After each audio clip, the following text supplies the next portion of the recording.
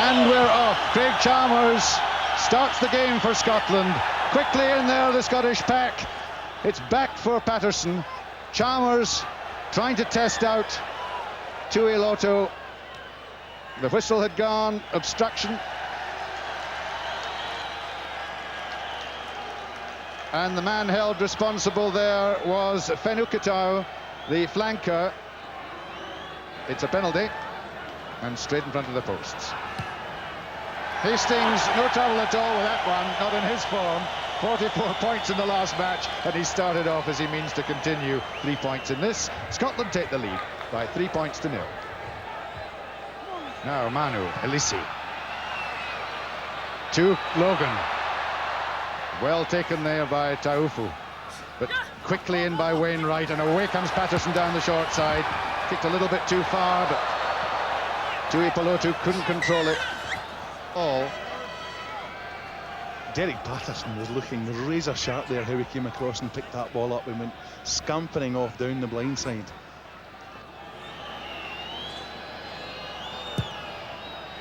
And he's got that, and with that kick, Gavin Hastings overtakes Grant Fox to become the highest scorer in the World Cup.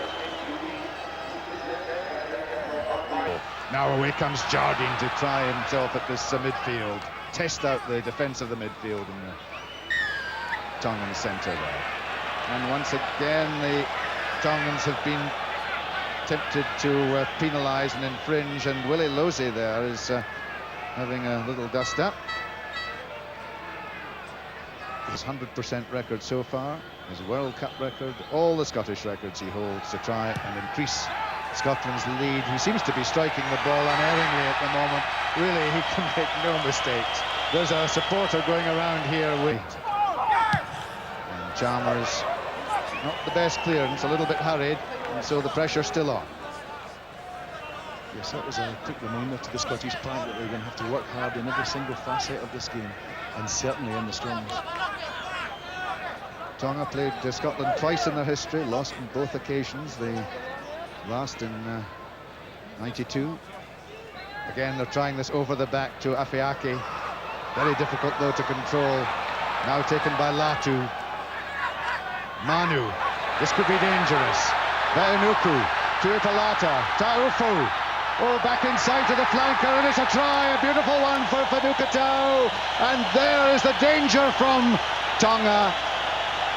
From a set-piece move with the extra man, it was Fenukitau, the flanker, who was over for the opening try of the match, and that... Now, so Patterson kicks for space. Back goes Taufa. In comes Tuiloto. And it's Afiaka.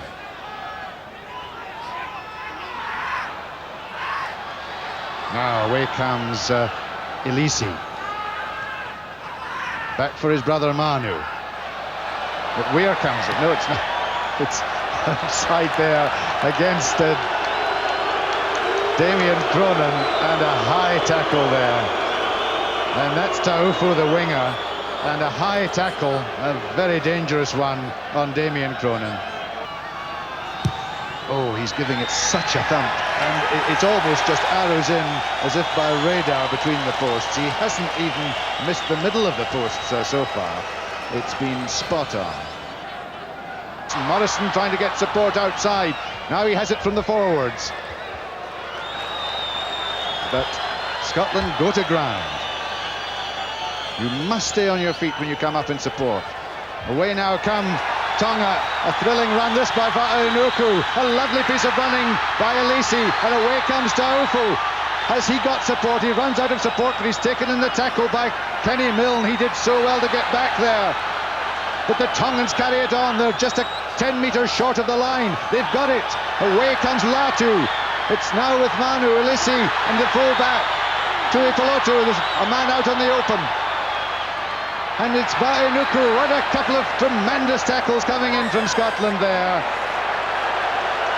And it's the Tongans this time who go to the ground. But for Tuiloto, outside is 22. Good palm back from Jardine. Only as far though as Afeke out.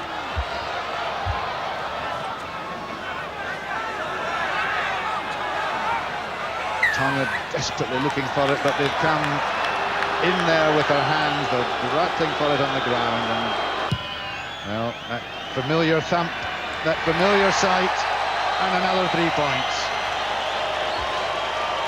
Well, Chris, you were wondering earlier what Gavin does after he retires, and you know, I have it in good authority that the new 007 James Bond, he's actually only got the contract for one film, you know. And I think it may have been blatant obstruction. Yes, well, I'm glad that's why it appeared.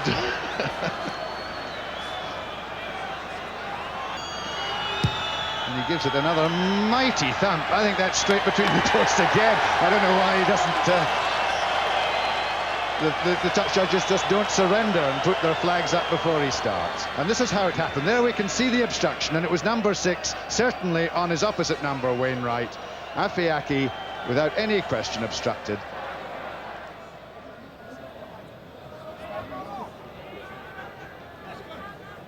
And it's weird, two-handed. That's just what the forwards want, and they can drive through that vulnerable spot in the middle of the Tongan line out, almost up to the 22. Good play by the Scottish forwards. Now they might look to release it. Chalmers inside to Morrison, trying to bring his back row into play. But he could make nothing of that. And Scotland really not getting it quick enough. Now away comes Patterson, linking up with Joyner, but Joyner back into the cover. Offside.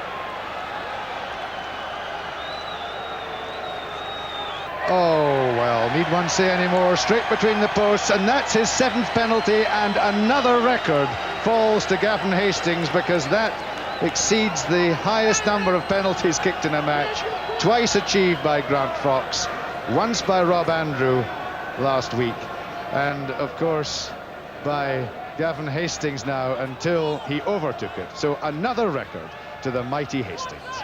Now it goes to the back. Afeka. Beautifully taken by Elise. Stay on your feet. Now the big second row, Latu Kefu. And at last the Tongans seem to have got some passion in their game. Can they get the continuity going? They need it if they're to do anything. They must do it about now. The dangerous centre, Latu. Well stopped by Scotland. Patterson in there again. He's looked lively all evening. There's just no escape for them at all. No hiding place, certainly. So, again, more indiscipline from the Tongans, and one senses that they're just beginning to lose heart now. They're getting no change out of the Scots. The Scots having to give a little bit, and that's a good Tongan scrummage, the best they've put down all night, at the crucial time too, and place. But they've given away another penalty, trying to work the ball back on the ground.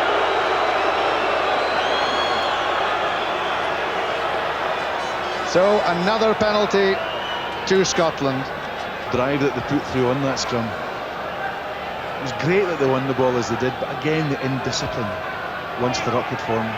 They're just letting themselves down. Well, but there's no doubt about that one. That is his 8th penalty, and that equals the number of penalties kicked in any major international, which is 8, and it was been achieved by Neil Jenkins, the Welshman, Mark Wyatt of Canada, and the Argentinian Santiago Messon. So who knows, another record is in Gavin Hastings' sights.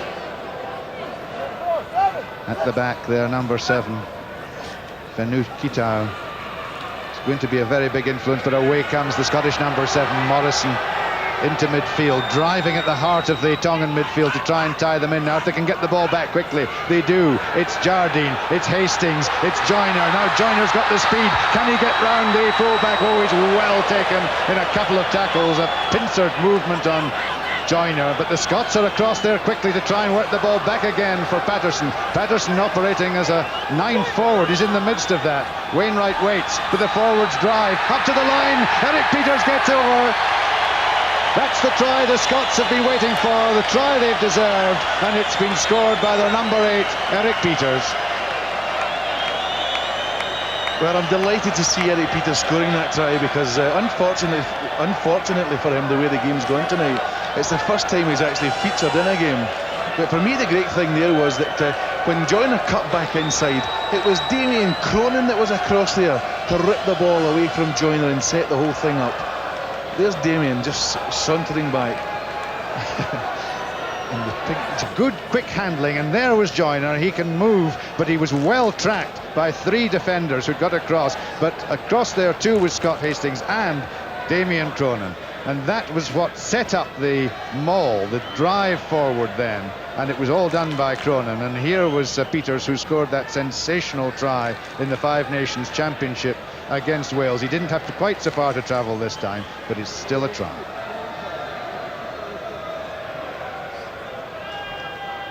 So this now turning into a very impressive Scottish performance. Hastings miscued that, and there's almost disbelief around the ground, but it was counter. Patterson comes away to Hastings. There's a huge gap there behind Elisi. Elisi has to go back into his 22. He has support from his winger and a very tired swing of the boot. But in any case, there'd been obstruction. There'd been obstruction, so it's a penalty.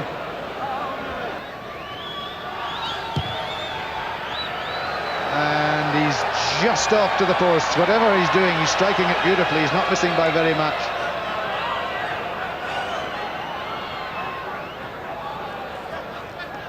But the Tongans now looking very weary. They've had 2 hard games, and it's altogether too much for them. In comes Patterson. Oh, he is absolutely fearless, this man. He's going for his place against France, there's no question of that. And he's played well enough to deserve it. He's still wanting the ball. He wants that ball from his forwards. Away comes Cronin. Now Patterson has it. To Chalmers, to Jardine. There's room out here for Hastings. Out to Gavin Hastings. Gavin Hastings going for the line. Can anything stop him? No! It's Gavin Hastings again.